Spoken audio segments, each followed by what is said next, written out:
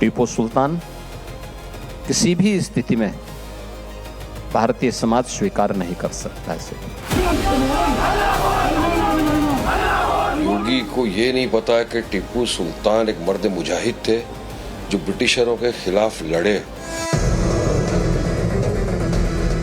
टीपू जो है उसकी असलियत ही यह है कि वो हिंदुओं के खिलाफ, हिंदुओं को खत्म करके इस्लाम राष्ट्र बनाने की कोशिश कर रहा था। लेकिन आप फिर एक बार महाराष्ट्र में दंगे भड़काना चाहते। टीपू सुल्तान पर देश की सियासत एक बार फिर गर्म है। सियासत से लेकर सोशल मीडिया पर हंगामा बरपा है और अब तो महाराष्ट्र से शुरू हुआ विवाद उत्तर प्रदेश तक आ पहुंचा है, जिसमें टीपू से छत्रपति शिवाजी महाराज की तुलना की गई। छत्रपति शिवाजी महाराज से किसी ऐसे आक्रांता की तुलना नहीं की जा सकती है जिसने भारत की आत्मा पर और भारत की आस्था पर चोट किया हो। टीपू सुल्तान किसी भी स्थिति में भारतीय समाज स्वीकार नहीं कर सकता है। विवाद की जड़ मालेगांव नगर निगम के डिप्टी मेयर दफ्तर में लगी टीपू की तस्वीर बनी और आग में घी डालने का काम किया महाराष्ट्र कांग्रेस के नेता हर्षवर्धन सबकाल ने, जिन्होंने शिवाजी महाराज और टीपू की तुलना कर दी। हालांकि बाद में उन्होंने माफी मांग ली, लेकिन अब महाराष्ट्र के अहिल्या नगर में टीपू सुल्तान की फोटो पर दूध से अभिषेक किया गया और ये अभिषेक मुस्लिम युवाओं की ओर से किया गया, जिसके बाद सवाल उठने लगे कि जो विचारधारा बुत परस्ती के नाम पर वंदे मातरम का विरोध करती है, वो टीपू की तस्वीर पर दूध क्यों चढ़ा रहे हैं? क्या टीपू की तस्वीर पर दूध चढ़ाना आस्था के खिलाफ नहीं, या फिर ये सब वोट बैंक का खेल है? ये सवाल अपनी जगह बरकरार है, लेकिन जब मामला यूपी पहुंचा तब यह अखिलेश बनाम योगी की जंग में तब्दील हो गया। सीएम योगी ने अखिलेश को टीपू बोला और तंज कसते हुए ये भी कह दिया कि नाम विशेष का प्रभाव तो होता ही है। देखिए, नाम का प्रभाव होता है। टीपू को हम किस नाम से मानते हैं देश के अंदर, जिसने भारत और भारतीयता को रौंदने का काम किया था। कुछ लोग आज भी उसी मानसिकता के साथ काम करना चाहते हैं। मामला गरमाया तो टीपू की वकालत और महिमा मंडन करने वाले भी सामने आ गए। एमआईएम नेता वारिस पठान टीपू सुल्तान को महायोद्धा बताने लगे। शिवसेना उद्धव गुट के नेता संजय राउत तो आरोप लगाने लगे कि बीजेपी इतिहास के गड़े मुद्दे उखाड़कर महाराष्ट्र में दंगा भड़काना चाहती है। लेकिन वोट बैंक की लड़ाई में कांग्रेस नेता टीएस सिंहदेव शिवाजी महाराज और मराठा सेना को ही एंटी हिंदू घोषित करने की कोशिश में दिखे। मैं एक इतिहासकार के बयान को देख रहा था यूट्यूब में। आजकल एक नई दुनिया, एक अलग दुनिया दिखती है, और उसमें वो बोल रही थी कि कितने उदाहरण दिए जा सकते हैं कि मराठा सेनाओं ने हिंदू मंदिरों को दक्षिण में तोड़ा, बड़े बड़े धर्म के केंद्रों को, क्योंकि लड़ाई जो हुआ करती थी उस समय भी और शायद आज भी, वो सत्ता की लड़ाई होती है, धर्म की नहीं। महाराष्ट्र में भारतीय जनता पार्टी को जब भी मौका मिलता है तो ये हिंदू मुसलमान वाला मुद्दा लेकर खड़ी होती है। टीपू सुल्तान का अब गड़े हुए मुर्दे को निकालना उचित नहीं है, लेकिन आप फिर एक बार महाराष्ट्र में दंगे भड़काना चाहते हैं, इस मामले में लोगों को भड़काना चाहते हैं। देखिए, ये लोग हिस्ट्री को बदलने की कोशिश कर रहे हैं। टीपू सुल्तान एक महायोद्धा थे, ब्रिटिशरों के साथ जंग लड़ी। ब्रिटिशरों के साथ जंग लड़ते लड़ते टीपू सुल्तान शहीद हो गए। अरे इनको ऐसे योद्धाओं से मोहब्बत नहीं है, इनको मोहब्बत किससे है? सावरकर से, जो जेल में बैठकर माफीनामे पे माफीनामे लिखता था। ब्रिटिशरों की मुखबिरी करते थे वो लोग। ये फैक्ट अपनी जगह कि टीपू सुल्तान ने अंग्रेजों के खिलाफ लड़ाई लड़ी, लेकिन इतिहासकारों का एक बड़ा वर्ग ऐसा भी है जो टीपू पर हिंदुओं और मंदिरों पर अत्याचार के आरोप लगाता है, और आज वही इतिहास सियासत के अखाड़े में वोट बैंक की लड़ाई का हथियार बन रहा। महाराष्ट्र के मंत्री नीतीश राणे ने भी टीपू को हिंदुओं के खिलाफ अत्याचार करने वाला बताते हुए आरोप लगाया कि उसने मैसूर को दारुल इस्लाम बनाने की कोशिश की थी। टीपू जो है उसकी असलियत ही यह है कि वो हिंदुओं के खिलाफ, हिंदुओं को खत्म करके इस्लाम राष्ट्र बनाने की कोशिश कर रहा था, इस भूमि को इस्लाम के रास्ते पे लेके जाने की कोशिश कर रहा था। और वो असलियत कोई भी रोक नहीं सकता। बहुत सारे मंदिरों उसने तोड़ी, बहुत सारे हिंदुओं को खत्म किया। इसलिए ये ऐसा टीपू ना हम उसको कभी सहन करेंगे। तो सवाल है कि क्या वोट बैंक की लड़ाई के लिए इस ऐतिहासिक फैक्ट को आड़े रखा जा रहा है? सवाल ये भी कि टीपू की सोच एंटी हिंदू थी, क्या इसीलिए मोदी विरोधी टीपू सुल्तान के महिमा मंडन में लगे हैं? और सबसे बड़ा सवाल ये कि क्या टीपू ध्रुवीकरण का सबसे बड़ा हथियार बन चुका है? ब्यूरो रिपोर्ट, टाइम्स नाउ नव भारत। तो चलिए आपने ये रिपोर्ट देखी। मैं आपका परिचय पहले आज के मेहमानों से करवाता हूं। तुहिन सिन्हा भारतीय जनता पार्टी के नेता और प्रवक्ता हैं, प्रोफेसर कपिल जी इतिहासकार, वरुण पुरोहित कांग्रेस पार्टी के नेता, धर्मेंद्र यादव जी हैं समाजवादी पार्टी के नेता और प्रवक्ता, सैयद जवाद है पॉलिटिकल एनालिस्ट के तौर पर। आप सबका बहुत बहुत स्वागत है। सैयद जवाद, पहले आपसे शुरू करता हूं। वंदे मातरम का विरोध किया जाता है क्योंकि बुत परस्ती हो रही है, बुत परस्ती का तर्क दिया जाता है। ये टीपू सुल्तान की तस्वीर पर दूध चढ़ाना क्या है? राकेश भाई, बहुत धन्यवाद। सभी को मेरा जय हिंद, जय संविधान। और देखिए क्या है, भारतीय जनता पार्टी का इतिहास जो है वो गड़े मुर्दों को उखाड़ने का है और गड़े मुर्दे उखाड़ करके उन गड़े मुर्दों से लड़ने का है। और जिनसे इनको लड़ना चाहिए उनसे ये लड़ नहीं पाते हैं, तो इसीलिए बार बार गड़े मुर्दे उखाड़ते हैं। आपकी डिबेट में मैंने जय हिंद जय संविधान कहा, तो संविधान की जो हमारे 22 चित्र हैं उनमें से 22 चित्र पे टीपू सुल्तान रहमतुल्लाह अलैह की एक पिक्स भी है। वो इस चीज को दर्शाता है, और साथ ही साथ रानी लक्ष्मीबाई के भी है। वो इस चीज को दर्शाता है हमारा संविधान कि हमारे यहाँ जो अंग्रेजों के खिलाफ लड़ करके आजादी हासिल हुई, उसमें टीपू सुल्तान रहमतुल्लाह अलैह का कितना बड़ा योगदान है। उस योगदान को भुलाया नहीं जा सकता। अब भारतीय जनता पार्टी की समस्या ये है, इनका खुद का तो कोई इतिहास नहीं है, चाटुकारिता का इतिहास है। तो जब चाटुकारिता के पहले सैयद जवाद, आप मेरे सवाल का जवाब नहीं दिए। मैं सिर्फ आपसे पहले यह पूछ रहा हूं, संविधान पर भी आ जाऊंगा। मैं आपसे यह पूछ रहा हूं, बुत परस्ती के नाम पर वंदे मातरम का विरोध किया जाता है, टीपू की तस्वीर पर दूध चढ़ाना क्या है? मैं आपसे इस सवाल का जवाब जानना चाहता हूं, फिर आ जाऊंगा संविधान पर। देखिए, और संविधान के हिसाब से ही बात करूंगा। अरे वही बता रहा हूँ, संविधान के अंदर चित्र है टीपू सुल्तान। मैं पूछ रहा हूं, जो उस सवाल का जवाब दीजिए सैयद जवाद। बुत परस्ती के नाम पर वंदे मातरम का विरोध आप कहते हैं कि आस्था के खिलाफ है, हम ना बोलेंगे और ना खड़ा होंगे। मैं सिर्फ ये पूछ रहा हूं, टीपू की तस्वीर पर दूध चढ़ाना क्या है? नहीं, हम तो अपने बुजुर्गों को, अपने बड़ों को, हमारे बाप दादाओं अजदाद को राजी अकीदत पेश करते हैं। दूध चढ़ा करके भी कई जगह पे लोग करते हैं। दूध के ऊपर भी राइट अप हो गया ना, दूध पर राइट नहीं हो गया, चढ़ाने पर राइट हो गया, तस्वीर पर हो गया। तो क्या फिर इससे बुत परस्ती नहीं मानी जाएगी? मैं तो ये आपसे जानना और समझना चाह रहा हूं। बिल्कुल नहीं, बिल्कुल नहीं, बहुत सही, बिल्कुल भी नहीं, बिल्कुल भी नहीं। हाँ। हमारे इस देश के जितने भी स्वतंत्रता सेनानी हैं, ठीक है, उसमें आरएसएस के लोगों का कोई योगदान नहीं। लेकिन पहले भी अंग्रेजों की चाटुकारिता करते थे। आज डोनाल्ड ट्रंप की चाटुकारिता कर रहे हैं। एप्स्टीन फाइल में नाम आने के बाद से तब से फिर से गले सुनिए ना, एप्स्टीन फाइल पर मत जाइए सैयद जवाद, एप्स्टीन फाइल पर मत जाइए। अब आते हैं संविधान वाली बात पर। संविधान सभा के आखिरी सेशन में डॉक्टर राजेंद्र प्रसाद ने कहा कि राष्ट्रगान और राष्ट्रगीत को बराबर का दर्जा देना चाहिए। संविधान सभा के सभी सदस्यों ने गाया। आप कई मौलाना मुस्लिम समाज के लोगों, क्रांतिकारियों का नाम गिनवा दूंगा जिन्होंने वंदे मातरम का बोला। तब संविधान की बातचीत आपको नहीं याद आ रही है, लेकिन तस्वीर की बातचीत उसी संविधान में राम दरबार की भी है। लेकिन राम दरबार, राम मंदिर का विरोध करेंगे तब संविधान की बातचीत नहीं करेंगे। जवाब सुनिएगा, मजा आ जाएगा आपको, थोड़ा शांतिपूर्वक। मजा लेने देने का शो नहीं है, मजा लेने देने का शो नहीं है। तर्कों पर बातचीत करिए और काटिए तर्कों से। अरे नहीं, बगैर तर्कों के हम बात ही नहीं करते हैं। हमारे तर्क जो है तर्कश में रखे हुए तीर की तरीके से हैं, और भारतीय जनता पार्टी पे जाकर के चुपते हैं और उनके चाटुकार लोगों को भी चुपेंगे। अभी देखिएगा कैसे चुपेंगे। वंदे मातरम के अंदर जब वंदे मातरम गाया जा रहा था, बहुत से मुसलमानों ने गाया, कांग्रेस के अंदर गाया चला आता रहा है। लेकिन जब वंदे मातरम कह करके देश की जंगे आजादी के अंदर लोग फांसी के फंदे को चूम रहे थे, क्रांतिकारी आंदोलन के अंदर कूद रहे थे, तो ये भाजपा के समर्थक और आरएसएस के लोग क्या कर रहे थे? ठीक।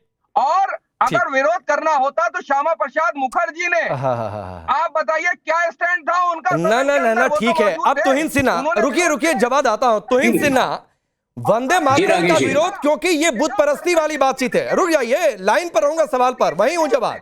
वंदे मातरम का विरोध क्योंकि बुत परस्ती वाला तर्क है। अच्छा, दूध चढ़ा देंगे टीपू सुल्तान की तस्वीर पर, यह बुत परस्ती इसलिए नहीं क्योंकि वो तो पूर्वज थे, अब वो तो क्रांतिकारी थे। नमस्ते राकेश जी, सबको नमस्ते। देखिए, टीपू सुल्तान गजवाए हिंद मानसिकता का प्रतिनिधित्व था भारत में। 3 बड़े नरसंहार को उसने अंजाम दिया था।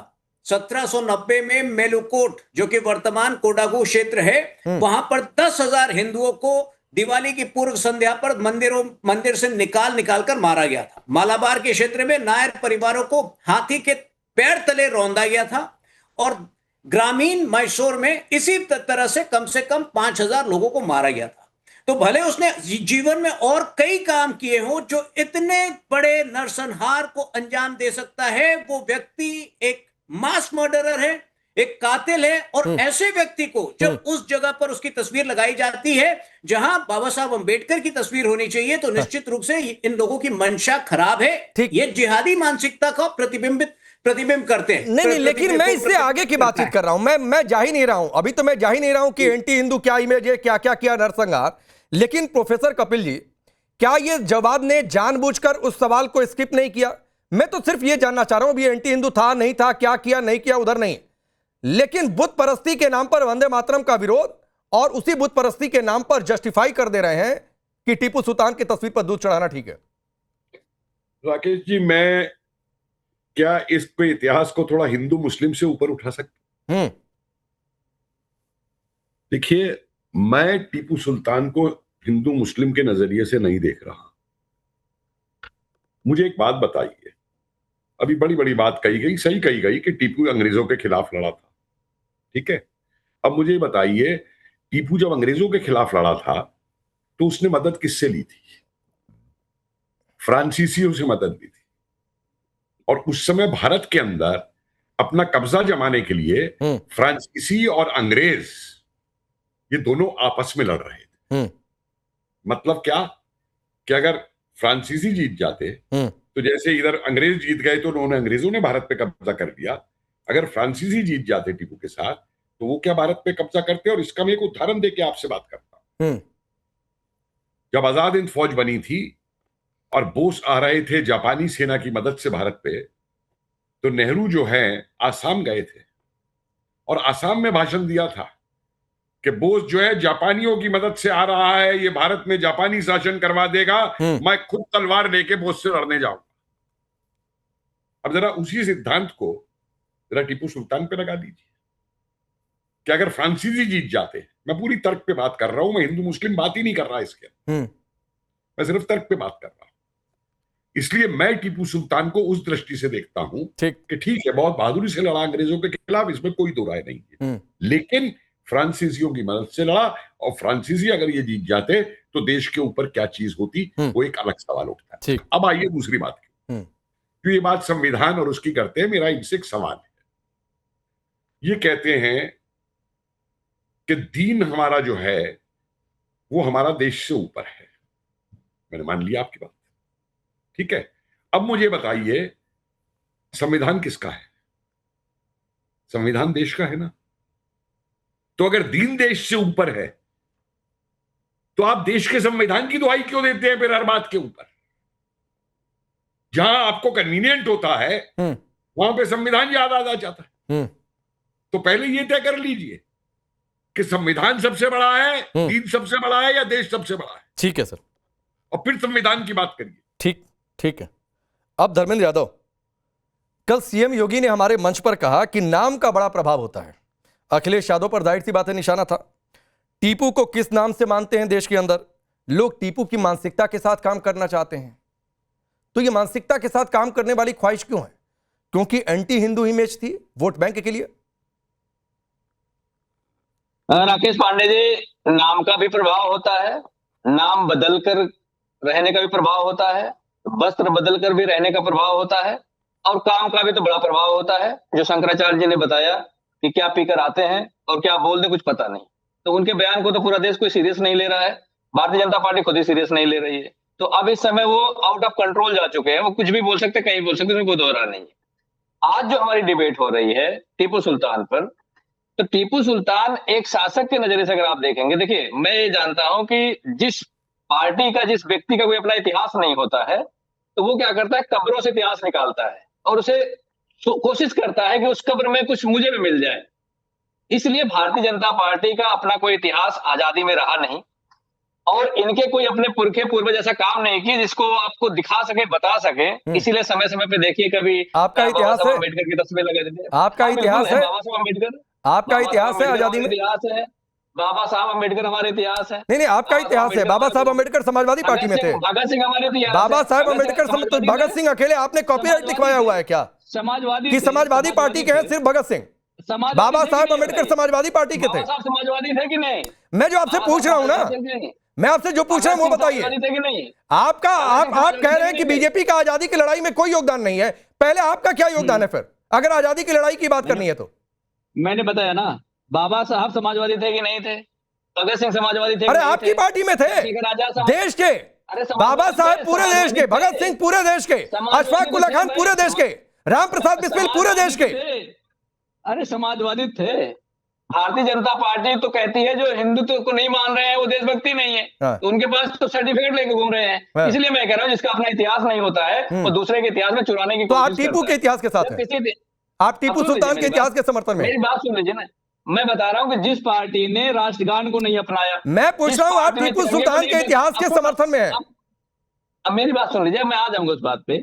जिस पार्टी ने राष्ट्रगान को नहीं अपनाया, जिस पार्टी ने तिरंगे को नहीं अपनाया, जिस पार्टी ने वंदे मातरम को चमटे से भी नहीं छुआ, तो आज वो पूरे देश में गा गा कर बता रही है, टीवी चैनल पे बता रही है, रेडियो में प्रसारण करवा के बता रही है, तस्वीर लगा के बतवा रही है, पेट्रोल पंप पे बतवा रही है, हैंड पंप पे बतवा रही है, मतलब कौन कौन सा पंप है जहां नहीं बतवा रही है, पानी की टंकी पे बतवा रही है। क्यों? क्योंकि वो उस समय नहीं साथ रहे जब उन्हें साथ रहना चाहिए था। ये भारतीय जनता पार्टी की सबसे बड़ी कमी है, उसको ढकने के लिए कुछ। आप टीपू सुल्तान के इतिहास के समर्थन में है, ये बताइए सीधी बात। आप सुन लीजिए, अब मेरी बात सुन लीजिए। इतिहासकार किसी भी इतिहास को जानने के लिए ज्यादा उत्तम व्यक्ति होते हैं। अगर किसी के इतिहास के बारे में जानना है तो इतिहासकार की बातें सुनिए, जो उसकी अच्छी बातें हैं, जो देश और समाज की भलाई की हैं, उसको आत्मसात करिए, अन्यथा छोड़ दीजिए। अच्छा, मैं आपको बताऊं, हाँ, तो टीपू सुल्तान की हिंदू विरोधी बातों को छोड़ दिया जाए, औरंगजेब ने कितने मंदिर तुड़वाए उन बातों को छोड़ दिया जाए, कब कब सोमनाथ पर, कब कब देश के मंदिरों पर हमले हुए, किसने किए, ये सब छोड़ दिया जाए आपके हिसाब से? नहीं बात करनी चाहिए उस पर? नहीं, बिल्कुल इसको नहीं छोड़ दिया जाए, इनको नहीं छोड़ दिया जाए। लेकिन जब काशी में मोदी ने मंदिर तोड़वा दिए 100 से ज्यादा, उस पर भी बात हो जाए। जब द्वारका गुजरात में 80 मंदिर तोड़ दिए तो उससे भी बात हो जाए। तो बात मंदिर तोड़ने की तो सारी बात हो जाए, उसमें क्या दिक्कत है? अगर वो आक्रांता थे, औरंगजेब आक्रांता था, तो क्या भारतीय जनता पार्टी नहीं? तो ठीक है, फिर किसने कब लाठी चार्ज करवाया? सुनिए ना, तुहिन सिन्हा किसने कब गोली चलवाई, कहाँ गोली चलवाई, फिर तो बहुत बातचीत होगी। कौन औरंगजेब के समर्थन में जाकर खड़ा हो जाता है उसकी भी बातचीत हो जाएगी। आज प्रोफेसर धर्मेंद्र यादव की क्लास में ये पढ़ाएंगे ये कि टीपू सुल्तान बहुत महान था, उसने हिंदू समर्थन में बहुत काम किए। देखिए राकेश जी, कितने दुख की बात है कि समाजवादी पार्टी के पास, समाजवादी पार्टी की पार्षद आज राम मनोहर लोहिया जी की तस्वीर नहीं लगा रही है, वो टीपू सुल्तान की तस्वीर लगा रही है, और इनको कोई प्रॉब्लम नहीं। अगर राम मनोहर, आपको गुहार करनी चाहिए कि निहाल अहमद आपके पार्टी की जो पार्षद है वो राम मनोहर लोहिया की तस्वीर लगाए। राम मनोहर लोहिया की तस्वीर नहीं है, आपको कोई प्रॉब्लम नहीं है। दूसरी बात देखिए, बड़ी बात कह रहा हूँ, इनको शांत कराइए, इंपॉर्टेंट बात कह रहा हूँ। ये जो बार सुन लीजिए धर्मेंद्र जी, सुन लीजिए तुहिन जी का बात, फिर मैं आता हूँ। सुन लीजिए एक बात तुहिन सिन्हा की बात।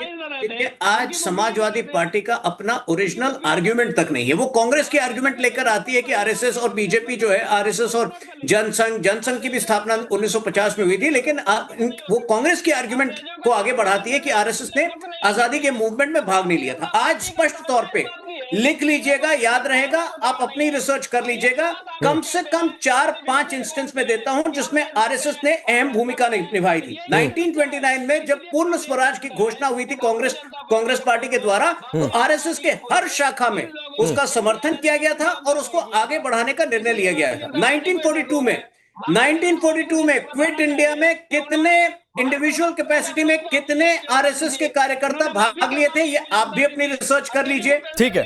जो अंडरग्राउंड सपोर्ट कांग्रेसियों को आरएसएस ने प्रदान किया था, वो आप कभी याद नहीं रखेंगे। तो ये फालतू की बात नहीं, एक और तर्क है, और मुझे आज बड़ा आश्चर्य हुआ। आज मैं दोबारा धर्मेंद्र जी रुक जाइए, तो इनसे ना आ रहा हूं, वरुण पुरोहित जी को लाइए। एक और तर्क आ जाया, वो कांग्रेस के एक बड़े नेता हैं टीएस सिंहदेव, वो मराठाओं और टीपू सुल्तान की तुलना कर बैठे और टीपू सुल्तान को ज्यादा महान उन्होंने बता दिया और कह रहे कि मराठाओं ने मंदिर तोड़ दिए। क्या है ये वरुण पुरोहित जी? राकेश जी, उन्होंने खुद ने नहीं बताया, एक हिस्टोरियन का हवाला दिया उसके यूट्यूब का कि मैं वो देख रहा था तो उसमें ऐसा बताया गया। नाम बताए कौन सा हिस्टोरियन है, नाम बताए कौन सा हिस्टोरियन है, कौन सी हिस्ट्री की किताब लिखी है। हर एरा का एरा हिस्टोरियन नहीं हो जाता। हिस्टोरियन का नाम पूछिए राकेश जी इनसे। ठीक है, मैं पूछ रहा हूं एक बार वरुण पुरोहित जी की बात आने दीजिए, हो सकता है वो नाम भी ले लें। बोलिए। मैं कह रहा हूं कि प्रोफेसर कपिल कुमार जी वरिष्ठ हो, इतना आप इतने उत्तेजित मत हुआ करो, दूसरे को बोलने नहीं दो। डेमोक्रेसी है देश के अंदर।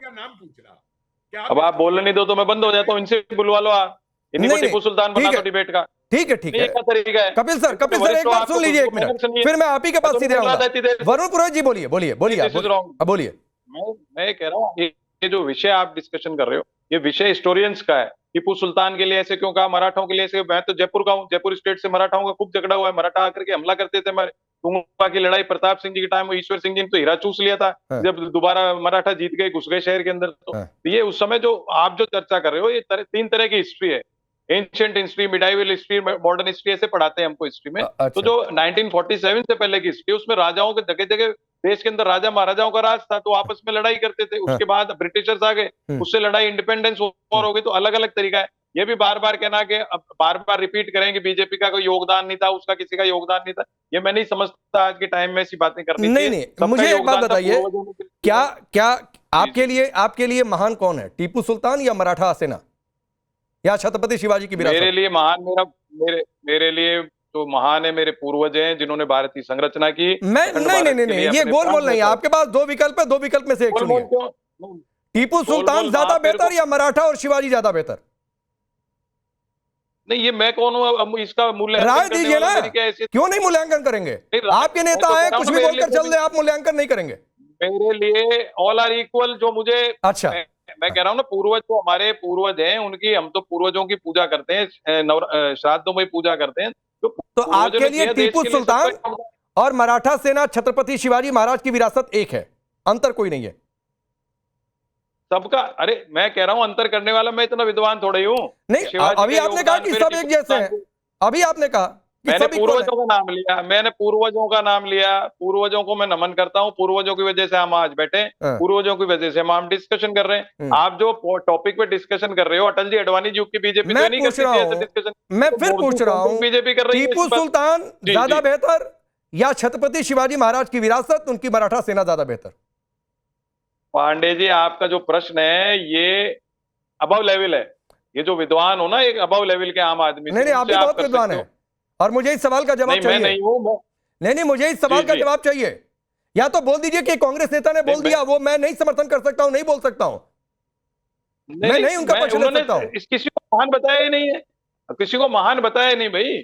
उन्होंने कहा है मैं ऐसे कर रहा था। तो आप मुझे बताइए, अगर कोई हिस्टोरियन कोई भी XYZ अगर गलत लिखता है तो क्यों नहीं सरकारें उस पर कार्रवाई करती है? पता नहीं क्या क्या लिख देते हैं, हिंदू धर्म के बारे में भी क्या क्या लिख रहा है। तो टीएस सिंहदेव के पास ऑप्शन था ना कि दूसरा वाला चुन लेते। अगर किसी इतिहासकार ने गलत भी लिख दिया तो जो सही लगे उसको चुना। उन्होंने चुना जो उनको सही लगा।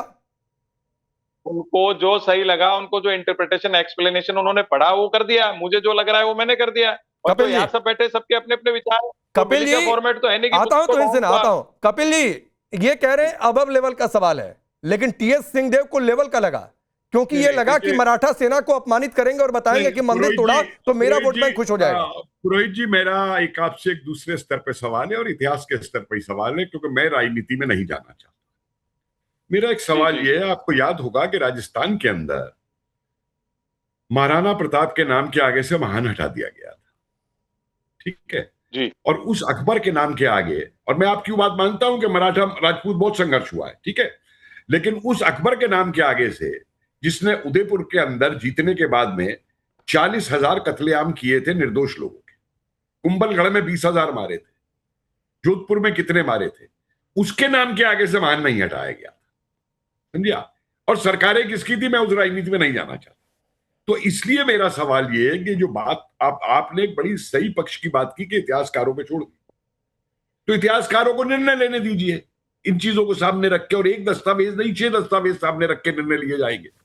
लेकिन ये महान महान और ये वो सब करना। और अभी मैं एक बयान कोई सुन रहा था, इससे पहले ये दिखा रहे थे कि जिन्होंने दारुल इस्लाम की यात्रा की है संभाजी नगर से, वो लोग क्या बात कर रहे हैं।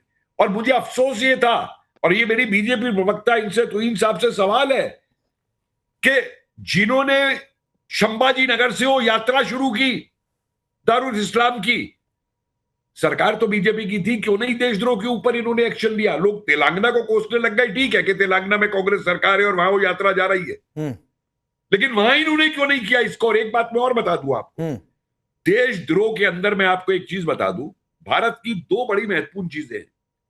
एक तो जितनी वीरांगनाएं और जितनी महान विदुषी स्त्रियां भारत ने पैदा की हैं, दुनिया के किसी देश ने नहीं की। लेकिन इसके साथ साथ जितने गद्दार भारत ने पैदा किए हैं, उतने गद्दारों का इतिहास भी दुनिया के किसी देश में नहीं है। और माफ कीजिए, हिंदू भी इसमें इतने बड़े बड़े गद्दार हैं, गद्दार रहे हैं और आज भी है देश के लिए देशद्रोह की। राकेश जी तुहिन जी इशारा कर रहे थे कुछ वरुण जी की बात पर, फिर मैं प्रोफेसर साहब आ रहा हूं आपके पास, तुहिन से आ रहा हूं जवाब भाई, आ रहा हूं तुहिन से ना पहले। हाँ राकेश जी, क्या सवाल क्या है? नहीं आप इशारा कर रहे थे बार बार जब वरुण पुरोहित बोल रहे थे तो। नहीं, वो कुछ और बात थी, बीच में बात बदल गई, तो कुछ मेरे ध्यान में इस वक्त नहीं आ रहा है। अच्छा ठीक है, फिर मैं आता हूं तो इनसे ना ये एक सवाल मैं धर्मेंद्र यादव से भी पूछना चाहता हूं। धर्मेंद्र यादव, जो बात वरुण पुरोहित ने कही, मैं वो सवाल आपसे भी पूछता हूं, टीपू सुल्तान ज्यादा बेहतर या मराठा सेना ज्यादा बेहतर या छत्रपति शिवाजी महाराज की विरासत ज्यादा बेहतर? राकेश भाई, एक होता है बहुविकल्पी प्रश्न होता है, एक जो है सब्जेक्टिव प्रश्न होता है। आप मुझसे अगर पूछते कि तकनीकी तौर पर कौन बेहतर है, रणनीतिक तौर पर कौन बेहतर है, कूटनीतिक तौर पर कौन बेहतर है, नहीं यहाँ मैदान जंग में हम नहीं है, ठीक है कि रणनीति और कूटनीति की बात करेंगे। यहाँ लड़ाई नहीं लड़ी जा रही है, विचारधारा की बात है, विचारधारा के लेवल पर बताइए आपके लिए कौन बेहतर, किसकी विरासत ज्यादा बेहतर है आपके लिए? अब जैसे मैं आपकी बात ले लेता हूँ, आपने कहा कि जो मंदिर तोड़ा हुआ आक्रांता था, तो मैंने कहा कि आजाद भारत का सबसे बड़ा आक्रांता नरेंद्र मोदी है। मैं आपसे ना धर्मेंद्र यादव इधर उधर नहीं जाने दूंगा। आपको इधर उधर जाना है जाइए, मेरे सवाल का जवाब देकर आप बोलिए, कोई दिक्कत नहीं है। मेरे को सिर्फ ये बताइए आपके करीब कौन है, टीपू सुल्तान ज्यादा करीब है या छत्रपति शिवाजी महाराज की विरासत या मराठा सेना की विरासत, कौन ज्यादा बेहतर है आपके हिसाब से? मैं आपसे पूछना चाह रहा हूं कि मंदिर तोड़ने और तुड़वाने वाला मैं सवाल सुनिए, यहाँ धर्मेंद्र यादव यहाँ सवाल पूछना मेरा काम है, जवाब देना आपका काम है। आप मेरे सवाल का पहले जवाब दे लीजिए, उसके बाद जो मना करिए, मैं नहीं बोलूंगा। देखिए मैं एक छोटा सवाल पूछूंगा। ना सवाल का जवाब सवाल नहीं होता, सवाल का जवाब सवाल नहीं होता, ये नहीं चलेगा। सवाल का जवाब सवाल नहीं होता है, सवाल के जवाब में पहले जवाब दीजिए, फिर सवाल करिए, मैं एंडोर्स कर दूंगा। नहीं, पहले आप जवाब नहीं देंगे मेरे सवाल का? नहीं दूंगा अभी प्रोफेसर, क्योंकि मेरा काम सवाल पूछना है, जवाब देना आपका काम है। जवाब देने से आप ये कह दीजिए मुझे जवाब देने से डर लग रहा है, मैं धर्म संकट पे फंस गया हूं, आगे कुआं पीछे खाई है, मैं आगे बढ़ जाऊंगा। देखिए, आप अपने धर्म संकट को अगर मेरे पे टाल, नहीं मेरा कोई धर्म संकट नहीं है भाई, मेरा कोई धर्म संकट नहीं है। अगर कोई आकर ये कहेगा कि मराठा सेना ज्यादा एंटी हिंदू हो गई तो मैं नहीं मारूंगा। नहीं, देखिए मैं फिर आपको कह रहा हूँ, इतिहासकार जो अपनी बात लिखते हैं, किसी की बहादुरी के इतिहासकार आपके लिए कौन बेहतर है? मैं होने नहीं दूंगा आगे पीछे। कौन बेहतर है पहले बताइए? सुन लीजिए ना, नहीं सुनूंगा। कौन ज्यादा बेहतर है मेरी बात सुन लीजिए। कौन ज्यादा बेहतर आपको बता रहा हूँ, कौन ज्यादा बेहतर है? टीपू सुल्तान, डर लग रहा है आपको जवाब देने में? अब टीपू सुल्तान की बात कर रहा हूँ मैं, आप सुन लीजिए। देखिए कितनी, आप सुन लीजिए, टीपू सुल्तान ने जो हिंदुओं का नरसंहार किया वो पूरी तरह से गलत, ठीक है। लेकिन अगर आपको जानकारी, क्या गलत है? उनके खुद के अकाउंट में, अब सुनिए तो पहले बोलने दीजिए ना। खुद के बताए हुए इतिहासकार उनके लिखे हैं, उनकी जुबानी लिखे हैं। हाँ वही तो कह रहा हूँ, वो तो गलत है, नरसंहार करना गलत है, हिंदुओं का नरसंहार करना गलत है, मुस्लिमों का नरसंहार करना गलत है, ईसाइयों का करना गलत है। अब सुनिए तो सही, अब मेरी अगली बात सुनिए। 1784 में टीपू ने ब्राह्मणों को जमीन दान दी थी, जो जमीन लेने वाले थे वो भारतीय थे और हिंदू थे, ब्राह्मण थे, उन्होंने जमीन ले ली 1785 यानी के बाद ही उसने, सुन लीजिए, जिस मंदिर का आप जिक्र, तो भाई जिस मंदिर का आप जिक्र कर रहे थे, मलकोटे की बात कर रहे थे ना, मलकोटे के मंदिर को 12 हाथिया टीपू ने दान किया था 1785 में, और जो मंदिर के ओनर थे, नहीं ये गजब है। अब रुक जाइए धर्मेंद्र साहब, तुहिन सिन्हा ये तो औरंगजेब टीपू सुल्तान की पैरवी कि 100 मंदिर तोड़ा, 2 मंदिर को दान दे दिया, तो 100 मंदिर का गुनाह माफ हो गया। देखिए मैं आपको बता रहा हूँ, एक दो जगह, मैं तो उदाहरण के तौर पर बोला तुहिन सिन्हा, मोदी ने जो 100 मैं ये भी आपको बता रहा हूँ, एक दो जगह दान क्यों देना पड़ता था इन लोगों को, क्योंकि इतना क्रोधित थे, इतनी क्रोधित थी जनता कि अंततः जो है अपनी इज्जत बचाने के लिए एक दो जगह दान दे देते थे, अपनी छवि सुधारने के लिए, अपने आप को सेक्युलर पेश करने के लिए ये सब जो है किया गया एक दो जगह।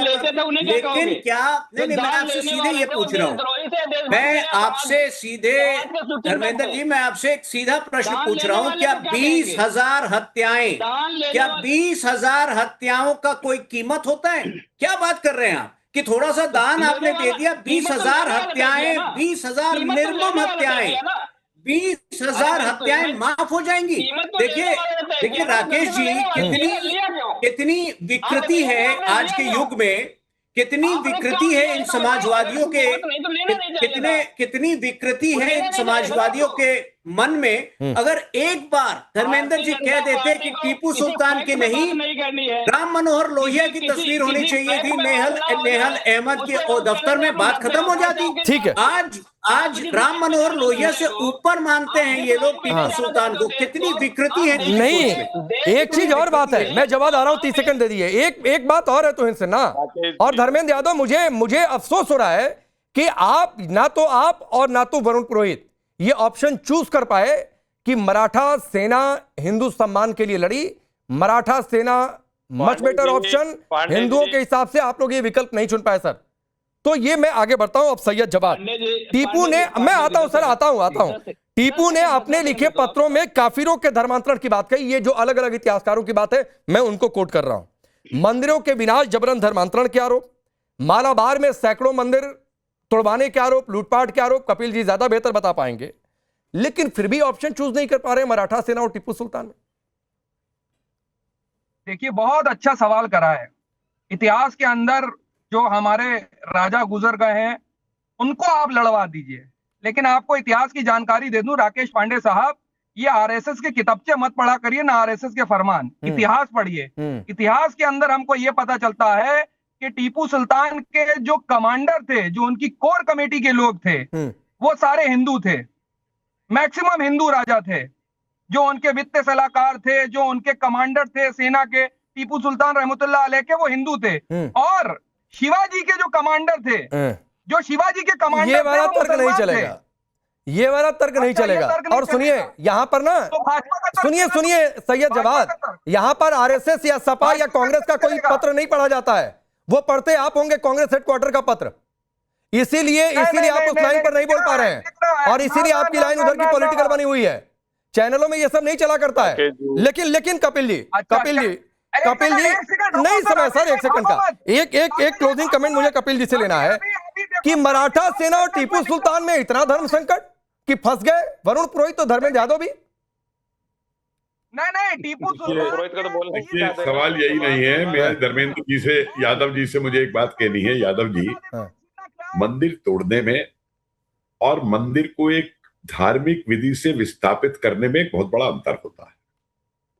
आप निरंतर बनारस में मंदिर तोड़ने की बात कर रहे हैं, आप ये थोड़ा सा ध्यान देख लीजिए वहां जाके कि वहां पे जितने मंदिर थे उनको विस्थापित किया गया, वहां से पूरी एक धार्मिक प्रक्रिया के द्वारा वहां से विस्थापित किया गया। तो इन दोनों चीजों में आपको अंतर करना होगा।